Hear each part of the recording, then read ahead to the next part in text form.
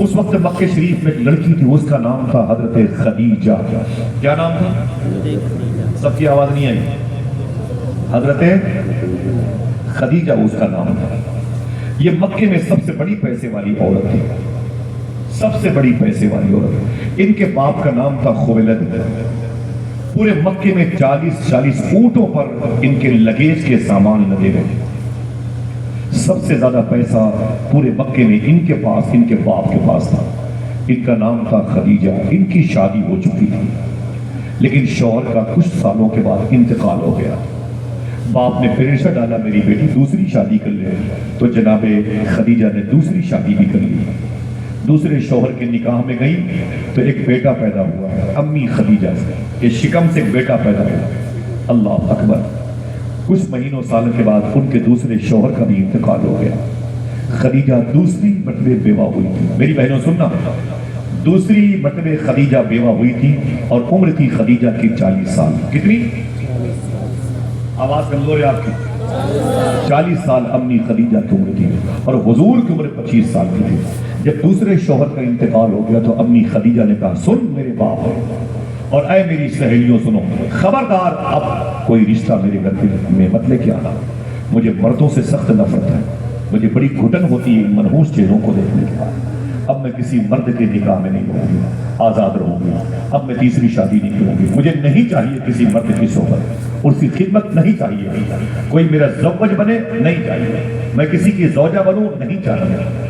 میں اپنے دماغ، اپنے جسم کی ساری طاقت اپنے باپ کی پراپرٹی میں خرچ کروں گی، اسے اور ترقی. امی خدیجہ کہتی میں نے انکار کر دیا. میرے گھر میں خبردار کوئی رشتہ لے کے نہ آئے. دیکھنا میرے کمیٹی کے لوگ کتنی خوشی کا اظہار کرتے ہیں. امی خدیجہ کہتی میں نے کبھی حضور کو دیکھا نہیں. حضور 25 سال کے تھے اور میری عمر 40 سال کی تھی. میں مکہ شریف کی گلی سے گزر رہی تھی، سامنے سے اللہ کے رسول تشریف لا رہے. محبت سے بولے، توجہ دیجیے گا بھائی. کوئی کہیں بھی ہو سب کی ذمہ داری بنے. وہ کہتی ہے کہ میں ادھر سے گزر رہی تھی، سامنے سے اللہ کے رسول تشریف لا رہے. میں نے کبھی حضور کو دیکھا نہیں. اللہ اکبر. جیسے حضور کے قریب پہنچی تو حضور کے جسم کی خوشبو محسوس ہوئی. حضور کے جسم کی خوشبو محسوس ہوئی تو میں حضور کے قریب گئی. میں نے کہا آپ کون ہیں؟ گرا دیتی ہیں عورتیں اس کو.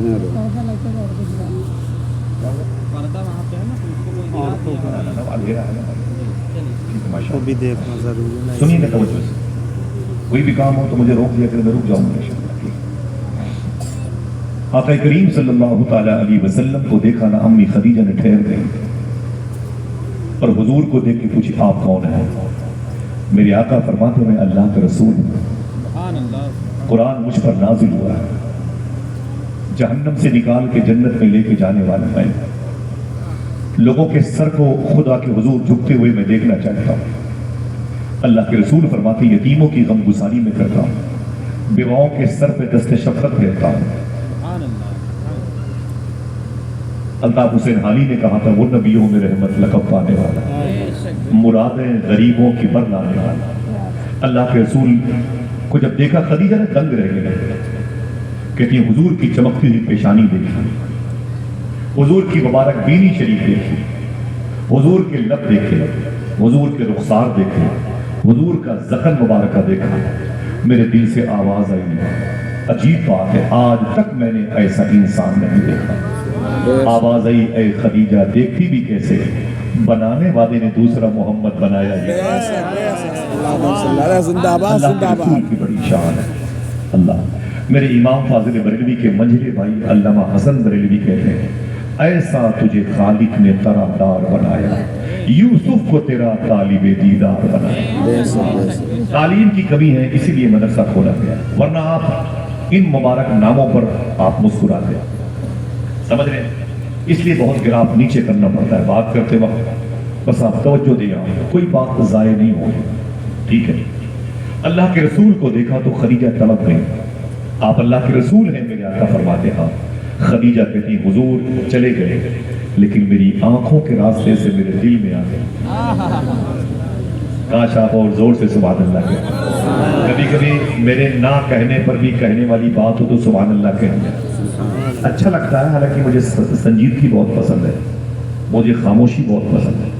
اللہ کے رسول جب تشریف لے گئے، خدیجہ اپنے گھر چلی گئیں، تو خدیجہ نے اپنی سہیلیوں سے کہا آج میں نے محمد کی زیارت کی صلی اللہ علیہ وسلم، اور حضور کی آنکھیں بڑی پیاری ہیں، حضور کے لب و رخسار بڑے پیارے ہیں۔ اچانک خدیجہ نے اپنے باپ سے مشورہ کیا، اپنی بزنس کے سامان کو بصرہ بھیجنے کا ارادہ کیا۔ بصرہ یہ کویت کے بارڈر پر ہے، مکہ شریف سے 600 کلومیٹر کے فاصلے پر ہے۔ جناب انس بن مالک اسی شہر میں لیٹے ہوئے ہیں، وہ 10 جن کو جنت کا مزدہ ملا، طلحہ بن عبید، زبیر بن عوام یہی لیٹے ہوئے ہیں۔ عتبہ بن غزوان، معاشرے کی اصلاح کی بات کی جاتی ہے، ایک ایسے صحابی یہاں لیٹے ہیں، میری بہنوں سنو، اور وہ پھٹی ہوئی پینٹ پہن کے اور زلفیں بکھیر کر کے اپنی بائک کے سائلنسر نکال کے گھومنے والے مسلمانوں کے بچے بھی سنیں گے۔ یہاں ایک ایسے صحابی لیٹے ہوئے ہیں جن کو عتبہ بن غزوان کہا جاتا ہے۔ میں نے کئی مرتبہ بصرہ گیا ہوں، کئی مرتبہ، معلوم ہے ایک لڑکی کو دیکھ لیا تھا بہت دیر تک داہنے آنکھ سے، تو بعد میں احساس ہوا، اپنے آپ سے مخاطب ہو کے بولے اے عتبہ بن غزوان، تو نے یہ کیا کیا ہے؟ جس آنکھ سے حضور کو دیکھتا تھا اس آنکھ سے اس لڑکی کو دیکھ لیا۔ اللہ اکبر، اپنی آنکھوں کو اپنی تلوار کے موڑے سے نکالا اور باہر نیچے گرا دیا، آنکھ کا ڈھیلا باہر آیا، اسے جوتوں سے مسل دیا اور فرمایا سن آنکھ، میں ایسی چیز کو اپنے ساتھ نہیں رکھنا چاہتا جو حضور کے علاوہ کسی اور کو دیکھنا چاہتا۔ آج ہمارا معاشرہ کیا ہے، لڑکی اپنی سگی بہن اگر نقاب میں ہو تو اس کا سگا بھائی اس کے تعاقب میں پڑ جاتا ہے، سمجھ رہے؟ اس کا اپنا سگا بھائی اس کے تعاقب میں پڑ جاتا ہے، اس کے پیچھے لگ جاتا ہے، اپنی سگی بہن کے پیچھے پڑ جاتا ہے۔ اور بہنوں کی آوارگی کے بارے میں کیا پتا ہے؟ یہ قریب کی زمین ہے، نام نہیں دوں گا، لڑکی کی شادی ہوئی 100 کلومیٹر دور سے، وہ میکے سے سسرال آئی، شادی کے 3 یا 4 مہینے ہوئے تھے، ایک بیئر بار سے شراب کی بوتل خریدتی ہوئی پکڑی گئی۔ سمجھ رہے ہیں؟ پوچھا گیا یہ کیا تم نے بدتمیزی کی؟ اس نے کہا میرا باپ بلیک پولیتھین میں روزانہ ٹیم کے اسٹیشن میں وہ بیئر لے کے آتا تھا، فریج میں رکھتا تھا، میں جب فریج کھولتی تو اس کی مہک آتی تھی، میں نے ایک دن چیک کیا تو مجھے اس کا نشہ احساس ہوا، پھر آہستہ آہستہ میں بھی پینے کی عادی ہو گیا۔ میرا باپ بھی شرابی تھا، میں بھی شرابی تھا۔ جب میری شادی ہوئی، میں دلہن بن کے اس گھر میں آئی تو مجھے شراب کے نشے نے اتاولا کر دیا، میں پاگل ہو گیا، برداشت نہ ہوا تو نکاح اوڑھ کر کے ٹھیکہ دیسی شراب کے سامنے آ گیا۔ اس گھر کو آگ لگ گئی گھر کے چراغ سے۔ یہ حسن کب تک باقی رہے گا؟ یہ لمبی لمبی زلفیں کب تک باقی رہے گا؟ قبر کے کیڑے انتظار میں ہیں، انہیں بھی تو غذاؤں کی ضرورت ہے۔ میری بہن سن، اللہ کے رسول صلی اللہ علیہ وسلم کا کریکٹر دیکھ، حضور کی شادی کا ایک پیراگراف ہے، یہ رشتہ کس بیس پر ہوا؟ آوارگی کی بنیاد پر نہیں ہوا، یہ رشتہ حیا کی بنیاد پر ہونے والا ہے، یہ رشتہ شرم کی بنیاد پر ہونے والا ہے، یہ رشتہ حسن کی بنیاد پر ہونے والا ہے۔ اللہ کے رسول کی آنے والے وقتوں میں جو بیوی بننے والی ہے، خدیجہ نے اپنے باپ کو بلایا، کہا ایک سچے انسان کی ضرورت ہے جو 25-30 میرے نوکروں کو لے کر کے، خاص غلام میسرہ اس کا نام تھا، اس کو لے کر کے بصرہ چلا جائے سامان بیچنے کے لیے۔ تو باپ نے کہا کہ مجھے اس زمین پر محمد کے علاوہ کوئی صادق اور امین نہیں معلوم۔ حضور بلائے گئے۔ آج کیا حال ہے مسلمانوں کے بچوں کا؟ پہلے کے دور میں ہندو مذہب کی لڑکیاں، عظیم بھائی، ہندو مذہب کی لڑکیاں مسلمانوں کے بچوں کو اٹھا لے جاتی اور ان کے پیر کو دھل کر کے اپنے گھروں میں چھڑک دیتی تھی۔ یہ حضور کی امت کے بچے ہیں، ان کے پیر کے دھون سے اللہ میرے گھروں کو بیماریوں سے بچا لے گا۔ آج مسلمانوں کے بچے لوپڑ کے طریقے سے ان کے گلی کوچے سے گزرتے ہیں، وہی ہندو بہنیں کہتی ہیں اپنی بیٹیوں سے بیٹی اندر چلی جا، جسم کے لٹیرے گلی کوچے میں ٹہل رہے ہیں۔ کیسے بات بنے گی؟ کیا چاہتے ہیں کہ معاشرے کی اصلاح؟ ہر شہر کو آپ اور ہم سنبھل بنا کے مانیں گے۔ آپ کہتے ہیں وہاں کیا ہو رہا ہے؟ ارے وہاں نہیں، ہر شہر اجڑے گا۔ ابھی کیا ہے؟ کوئی بھی تمہارے گھروں میں آئے گا تمہاری بہن بیٹیوں کی عزتیں لوٹ کے چلا جائے گا، کوئی بھی تمہاری مسجد میں آ کے قرآن کو ٹیشو پیپر بنا کے چلا جائے گا، کوئی بھی تمہارے باپ دادا کے چہرے سے داڑھی نوچ لے گا، کچھ نہیں کر سکتے، اس لیے کہ ایمان کمزور ہو چکا ہے ہمارا۔ ہمیں موبائل کے ذریعے سے PUBG گیم کھیلنے سے فرصت نہیں ہے، ہم کیا اسلام سنبھالیں گے؟ 40 سال کے بعد کہاں جائے گا اسلام؟ اللہ ہی فضل فرمائے۔ صاحبوں، آج ہمارا مزاج یہ ہے، ایک مسلمان کا بچہ تھا، بیٹے سننا کا اٹھ ادھر دیکھنا، بیٹا ادھر دیکھنا، ادھر دیکھنا، میں قریب کا ہوں لیکن اس کا مطلب تھوڑی ہے کہ بھائی تم جب بلاؤ گے تب آ جاؤں گا. سنو، آج انڈونیشیا میں اسلام ہے، کل وہاں نہیں تھا. لادینیت تھی، بودھزم تھی، سیکولرزم، ہندوازم، عیسائیزم، یہودیزم تھا. کوئی مسلمان انڈونیشیا میں نہیں تھا. اذان نہیں ہوتی تھی، لوگ جانتے نہیں تھے. ایک مسلمان انڈونیشیا کے بارڈر پہ پکڑا گیا، اس کو وہاں کی پولیس نے پکڑ لیا اور انڈونیشیا کی جیل میں اسے 4 سال کے لیے ڈال دیا. 4 سال کے بعد جب وہ مسلمان جیل سے باہر آیا تب تک وہ جیل کے اندر 4000 قیدیوں کو کلمہ پڑھا کے مسلمان بنا. لیکن ہم ہیں، ہمارے قریب کوئی نمازی آیا تو بے نمازی ہو جاتا ہے، کوئی حلال کھانے والا ہے تو حرام خور بن جاتا ہے. یہ ڈھرا کب تک چلے گا میرے بھائی؟ کتنی بڑی بڑی ذمہ داریاں آپ ان سے نبھانا چاہتے ہیں. کچھ آپ بھی تو کرو. نہ یہ دین پھیلانے کے لیے پیدا ہوئے ہیں اور آپ پیسے کمانے کے لیے پیدا ہوئے ہیں. یہ نعرہ لگ رہا ہے مولوی صاحب دین پھیلائیں اور ہم پیسہ کمائیں. ٹھیک ہے، یہ تو نعرہ نہیں چلتا نا. امام جعفر صادق سے پوچھو دین کیسے پھیلا. ان سے پوچھا گیا، سنے صاحبو، امام جعفر صادق سے پوچھا گیا دین کیسے پھیلا. آپ فرماتے دین سب کی محنت سے پھیلا ہے. بولے کیسے؟ بولے ایک مزدور شہر کے چوراہے پر مزدوری کرتا تھا اور جب صبح کو جاتا تو شام کو آتا تھا. 100 روپے دن بھر کی مزدوری مثال کے طور پر اس کی ہوتی ہے. 5 دن کی مزدوری کتنی ہوئی؟ مجھے بولے 500. جب 5 دن وہ مزدوری کر لیتا تو 200 روپے کا راشن لیتا. اب کتنے بچے؟ 100 روپے اپنی بیوی کو دیتا. اب کتنے بچے؟ 200 اپنی جیب میں ڈال دیتا. 6ویں دن صبح کو پھر اسی چوراہے پر جاتا جہاں مزدور کھڑے رہتے تھے. 2 مزدور سے بولتا تم میرے ساتھ میرے گھر پہ چلو. وہ بولے کام کیا ہے؟ بولے گھر بتاؤں گا. دونوں مزدور کو اپنے گھر لے کے آتا. صبح سے شام تک ان دونوں مزدوروں سے کوئی کام نہیں دیتا تھا. انہیں حضور کا دین سکھا کے شام کو کلمہ پڑھا کے 100 روپے دے کے واپس کر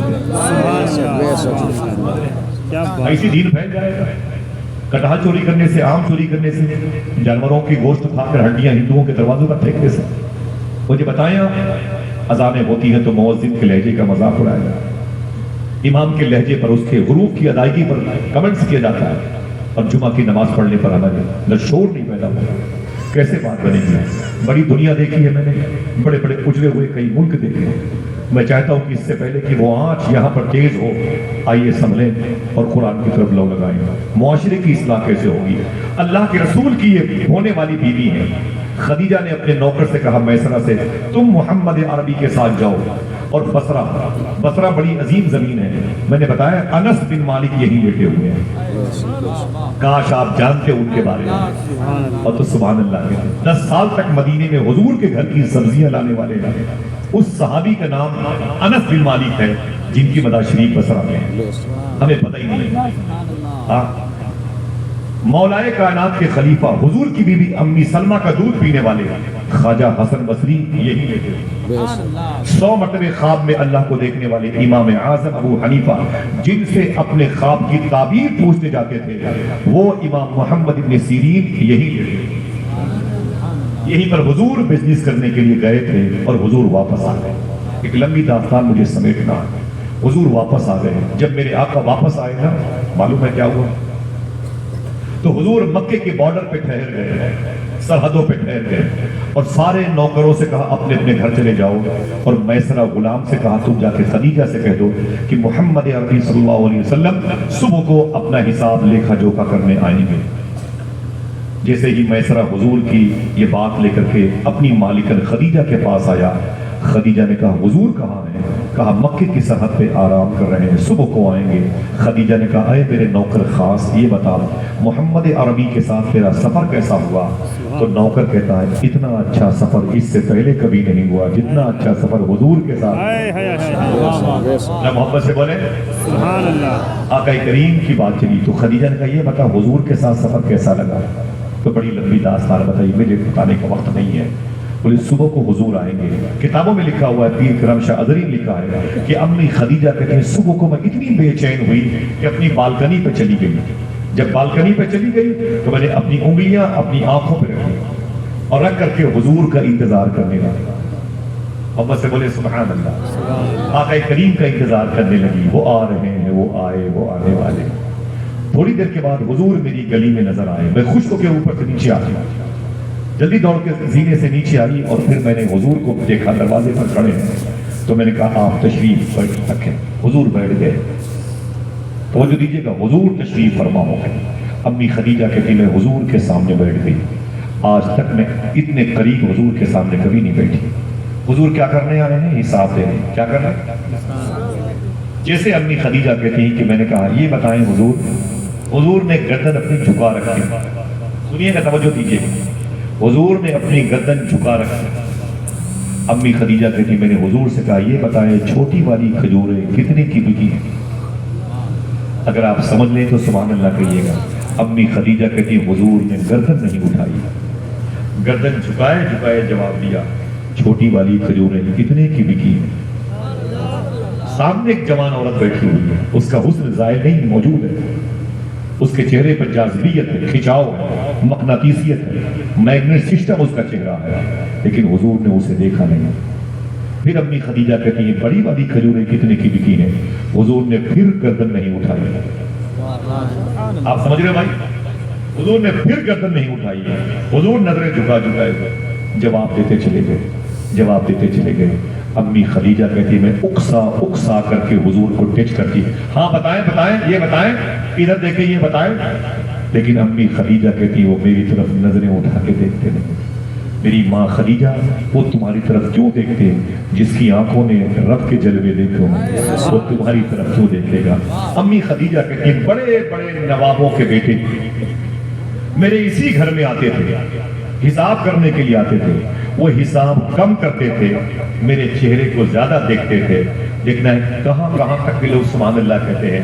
امی خدیجہ کہتی ہیں لیکن میرا حسن اگر کہیں شکست کھایا ہے تو آمینہ کے لال کے حسن کے آگے شکست کھایا. حضور نے میری طرف گردن اٹھا کے نہیں دی. سبحان اللہ. آج ہم وہ لڑکیاں بیٹھی ہیں, وہ تاک جھانک کرتے ہیں, وہ چھت, وہ کوٹھا, وہ شیشہ, وہ الماری یوں دیکھتے ہیں. اس کو فاضل بریلوی نے بے باکیاں کہا ہے. کیا کہا؟ بے باکیاں کہا ہے. پھر حضور کی حیا کو یاد کیا. اگر مجھے دیکھیں گے تو شیر سمجھ کے سبحان اللہ نہیں کہہ سکتے, ان کو دیکھیں گے تو شاید سبحان اللہ کہہ دیں. میرا امام کہتا ہے یا الہی رنگ لائیں جب میری بے باکیاں, ان کی نیچی نیچی نظروں کی حیا کا ساتھ. آقا کریم صلی اللہ علیہ وسلم نے نظریں نہیں اٹھائی. امی خدیجہ کہتی ہیں حضور کو میں چاہتی تھی حضور میری طرف دیکھیں. حضور نے نہیں دیکھا, نہیں دیکھا, حساب کیا اور اپنے گھر چلے گئے. امی خدیجہ کہتی میں نے اپنی سہیلی کو بلا لیا.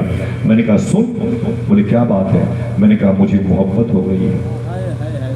النکاح من سنت.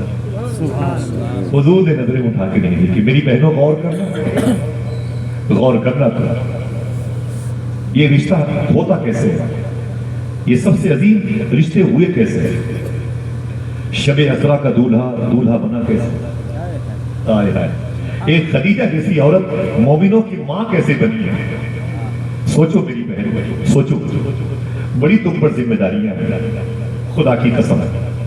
اللہ اللہ اللہ. آج بازاروں میں تمہارے دوپٹے تمہاری پرس میں رہتے, تمہارے دوپٹے تمہاری جیب میں رہتے, تمہارے دوپٹے تمہارے جھولے میں رہتے. غیر مسلموں کی چاٹ کی دکانوں پہ چاٹ, غیر مسلموں کے قریب بیٹھ کے گھنٹوں گھنٹوں سامان لینے کا حساب و کتاب, سفر کرتے ہوئے کسی کے بھی قریب بیٹھ کر کے ہنسی مذاق کرنا. تمہیں لگتا نہیں کہ یہ میری نبی کی بیٹی کی روح کو تکلیف پہنچانے والی عادت ہے؟ وہ دوپٹے جس کا ویٹ 100 گرام بھی نہیں ہمارے سروں پہ بھاری لگتے ہیں. 50,000 40,000 کا لاچا پہن کر کے بہنیں آج دلہن بن کر کے شادی حال سے نکل کر کے سسرال جاتی ہیں. 50,000 روپے کے لاچے 2 دن استعمال کے بعد رکھ دیے جاتے ہیں. صوفی صاحب فرماتے ہیں کہ ان بہنوں سے کہہ دو کبھی تمہارا شوہر گھر پہ نہ ہو یا سو جائے تو اٹھ کر کے باوضو ہو کر کے اسی لباس کو پہن لو اور پہن کر کے مصلی بچھاؤ, 2 رکعت نماز پڑھو اور کہو اے میرے مولا تیرا شکر ہے میں بے لباس پیدا ہوئی تھی, تو نے اتنا قیمتی لباس عطا فرمایا. 50 جوڑے آ گئے. شکوہ شکایتیں ابھی تک کم نہیں ہوئی, ابھی تک کم نہیں ہوئی. اللہ اللہ اللہ. آج دوپٹے ہماری بہنوں کے سر پہ نہیں. جب ٹرینوں میں سفر کیجیے فلائٹ میں تو عجیب سے ماحول ہے. اگر کسی ایسے لڑکی کے ساتھ بیٹھ جائے جب تک وہ سلام جواب موبائل पता चलता नहीं कि अपनी एक ही घर की दूसरे घर की बहन बैठी है। समझ रहे हैं आप इस दुपट्टे की कितनी बड़ी कीमत है। हाथ उठाएं आप सब। उलमाए किराम की कोशिश बड़ी है, खुदा कसम अपना दिल बिछा दिया है आपके पैरों के नीचे, अपनी इज्जत का सौदा कर दिया है एक मदरसे की संगी बुनियाद। काहे के लिए? काहे के लिए? सिर्फ इसलिए कि हुजूर की बेटी का कैरेक्टर लॉन्च हो जाए, लोग जान जाए मखदूमा फातिमा किसे कहते, लोग जान जाए किरदार फातिमी, आईने फातिमी क्या था, उसूल क्या था, आर्टिकल क्या था। हाथ उठाएं सब लोग एक मरतबे, उठाएं सब लोग, उठाए रखें एक मरतबे। वादा कीजिए जो मैं बात बता रहा हूं अपनी बहनों को बताएंगे। आवाज नहीं